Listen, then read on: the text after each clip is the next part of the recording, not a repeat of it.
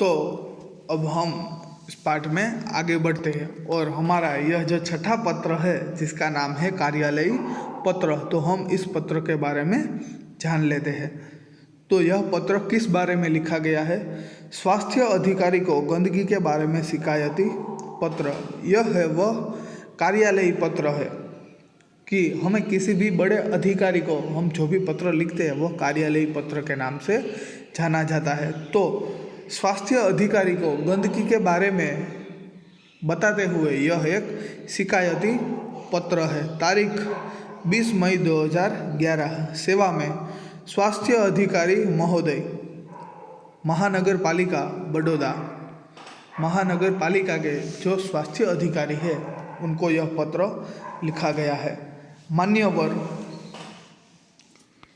सविनय निवेदन है कि मैं गायत्री मोहल्ले में रहता हूँ। मैं गायत्री मोहल्ले में रहता हूँ और आपको यह सविनय है वह यह निवेदन मैं कर रहा हूँ। यह मोहल्ला पिछले कई दिनों से ठीक से साफ नहीं हो रहा है।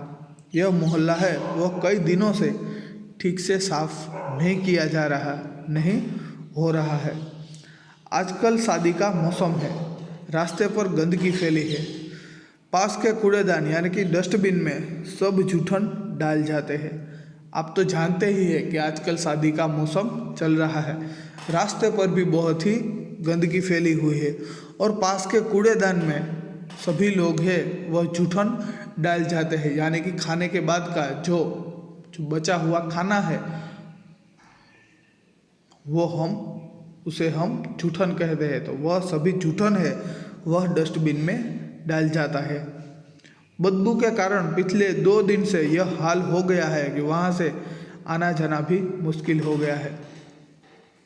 इस सारी गंदगी के कारण वह आसपास का वातावरण इतना दूषित हो चुका है कि वहाँ से आना जाना भी मुश्किल हो रहा है। और वह जो कचरा है, जो लोगों की जो डाली हुई जूठन का कचरा है, उससे इतनी बदबू आ रही है कि वहाँ से आना जाना भी मुश्किल हो गया है। आने जाने वाले सभी लोग परेशान हो रहे हैं। यदि गंदगी को शीघ्र न हटाया गया तो मोहल्ले भर में बीमारी फैलने का डर है। इस गंदगी को जल्दी से जल्दी नहीं हटाया गया तो पूरे मोहल्ले में बीमारी फैलने का डर बना है कि इस गंदे कचरे में से कई सारी बीमारियां हैं वह इस मोहल्ले में फैल सकती है। आशा है आप शीघ्र ही उसे हटवाने की व्यवस्था करेंगे। मुझे आशा है कि आप इस कचरे को हटवाने की शीघ्र ही व्यवस्था करेंगे। आपका विनम्र सेवक सुरेश भाई एम परमार, गायत्री मोहल्ला बड़ौदा। स्वास्थ्य अधिकारी को सुरेश भाई परमार ने यह पत्र लिखा है। अपने मोहल्ले में फैली हुई गंदगी को हटाने के लिए यह पत्र है, कार्यालयी पत्र उन्होंने लिखा है। 7वां पत्र यह है व्यावसायिक पत्र। पुस्तकें भेजने के लिए पुस्तक विक्रेता को पत्र। जो पुस्तक विक्रेता है यानी कि पुस्तक बेचने वाला जो व्यक्ति है, पुस्तक विक्रेता है, उसको यह पत्र लिखा गया है। 10 जुलाई 2011। सेवा में व्यवस्थापक। ये किसको पत्र लिखा गया है? तो कि व्यवस्थापक। कहाँ के व्यवस्थापक?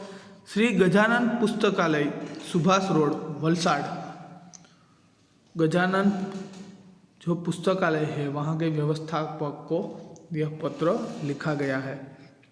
मुझे निम्नलिखित पुस्तकों की आवश्यकता है, उन्हें आप डाक से भेजने की कृपा करें। मुझे यह जो नीचे लिखी हुई सभी पुस्तकों की आवश्यकता है, ज़रूरत है, उन्हें आप डाक से यानी कि पोस्ट से भेजने की कृपा करें।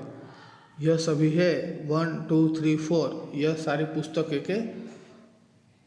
सारी पुस्तकों के नाम है और यह सभी है वह इन सभी पुस्तकों के जो लेखक है उसके नाम है। पहली पुस्तक नन्हा कोश, इसके लेखक श्री लतीलाल नायक। दूसरी नालंदा विशाल शब्द सागर, श्री नवल जी। तीसरी बृहद हिंदी शब्दकोश, डॉक्टर श्याम बहादुर वर्मा। और डॉक्टर धर्मेंद्र शर्मा। चौथी, साहित्यिक मुहावरा लोकोक्ति कोश हरिवंशराय शर्मा। यह 4 पुस्तकें हैं यहाँ पर लिखी हुई है।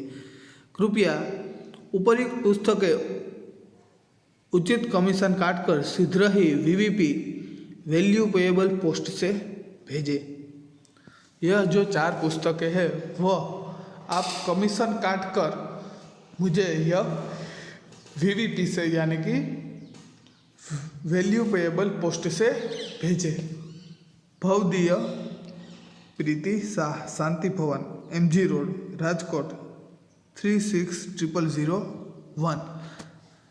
प्रीति शाह ने राजकोट से यह पत्र है वह गजानन पुस्तकालय के जो व्यवस्थापक है उनको लिखा है कि मुझे यह जो 4 पुस्तकें हैं उनकी आवश्यकता है, तो आप कृपा करके इन 4 पुस्तकों को डाक से मुझे भेज दीजिए।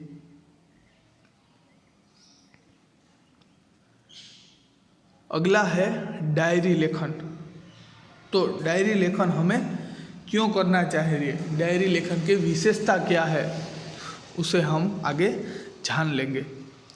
डायरी शब्द अंग्रेजी भाषा का है। यह जो डायरी शब्द है वह अंग्रेजी भाषा का है। डायरी के लिए हिंदी में दैनंदिनी, दैनिकी आदि शब्दों का प्रयोग किया जाता है। डायरी में निजी जीवन में प्रतिदिन घटित घटनाओं का लेखा जोखा रखा जाता है। हमारे जीवन में जो कुछ भी होता है इस घटना को हम डायरी में लिखते हैं कि जो पूरे दिन हमने क्या किया, पूरे दिन हमारे साथ क्या हुआ, हमने यह पूरे दिन में क्या काम किया, हमने पूरे दिन का यह क्या अनुभव रहा, यह सभी बातें हैं वह सभी हम डायरी में लिखते हैं। तो पूरी घटना का जो लेखा जोखा है हम डायरी में लिखते हैं। डायरी पढ़ने से किसी व्यक्ति के जीवन में घटित घटनाओं, कार्यों या फिर तथ्यों की जानकारी प्राप्त होती है।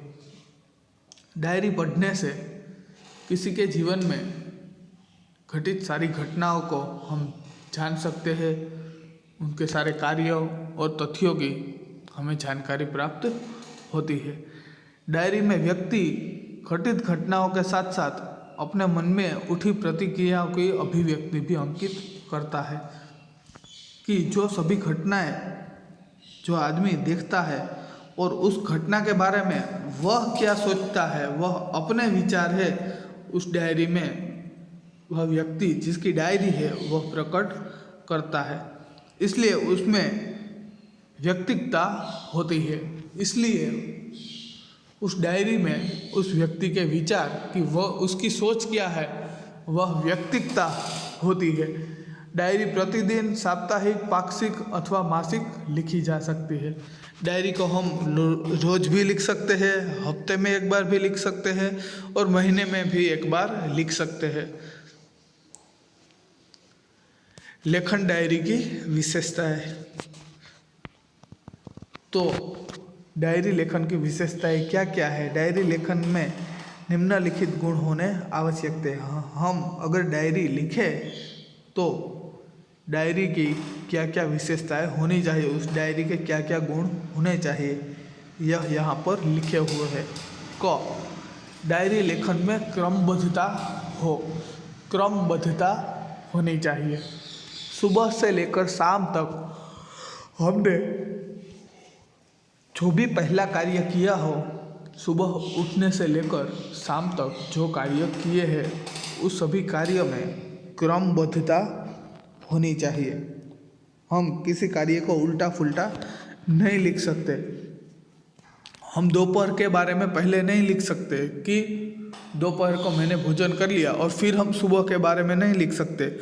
पहले दोपहर का लिखने के बाद कि दोपहर को मैंने भोजन कर लिया और फिर हम सुबह की बात है वह नहीं लिख सकते कि सुबह मैं उठा और ब्रश करके मैं नाश्ता करने गया, तो दोपहर का लिखने के बाद हमें शाम का ही लिखना होगा। हम सुबह की बात है वह नहीं लिख सकते।